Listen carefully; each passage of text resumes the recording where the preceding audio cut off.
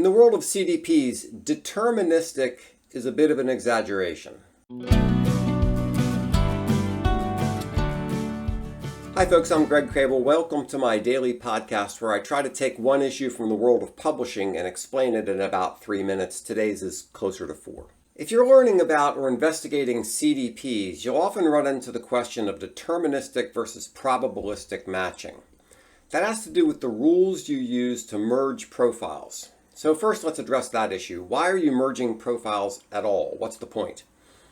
Well, one of the purposes of a CDP is to take data from multiple sources and merge those records into a single customer record. That is one place where you have all the information on your customer. Deterministic matching is an approach that relies on exact matches between certain attributes to match different customer records.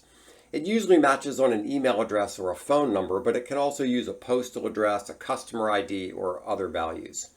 As a practical example, a CDP might have a profile for your desktop computer and for your smartphone. It doesn't know that you own both those devices, but if you enter the same email address on your desktop and on your phone, the CDP can then merge those two records and say both of these belong to you. Probabilistic matching uses statistical algorithms and machine learning models to identify matches based on the likelihood that two records belong to the same person or entity. You might use probabilistic matching to merge two customer records if they have variations on the same name, like Robert Smith and Bob Smith, if they show similar content interests and also come from the same IP range. Now there are two important things here. One is that deterministic matching is never really deterministic. And two, you need to employ a sliding scale of confidence based on your use cases. On that first point, consider this story. When my mother was getting older, she didn't have the energy to do all her Christmas shopping, so she asked my sister to log into my mother's Amazon account on my sister's computer at my sister's house and buy presents for the grandkids.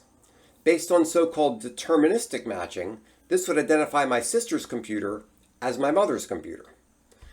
Now, you might say that's an edge case, and I'll get to that in a minute, but if you think about it, there are a lot of situations where this sort of thing happens. Identity can be a bit murky on the internet. Marketers tend to have a preference for things we can measure, sometimes to the exclusion of other real-world factors. I call this measurement bias. It's similar to numeracy bias, where you prefer something that's expressed as a number, and it's something you need to keep in mind when you're thinking about this question. I recommend employing a sliding scale of confidence. When two profiles have the same account information, you can be pretty sure that you're dealing with the same person on those two profiles. Pretty sure. But if two profiles show exactly the same content interests, you really can't be certain both are the same people. The key thing is, does it matter to your use case? If you're creating profiles solely to drive ads on your site, it's no big deal if you mistakenly merge records that aren't actually the same person. But if you're dealing with financial transactions, healthcare records, credit reporting, and things like that, you need to be very careful how you merge profiles. Anyway, this is a fundamental issue when it comes to customer data platforms. If you have any questions or are curious about more, please give me a call. I'd love to chat with you about it.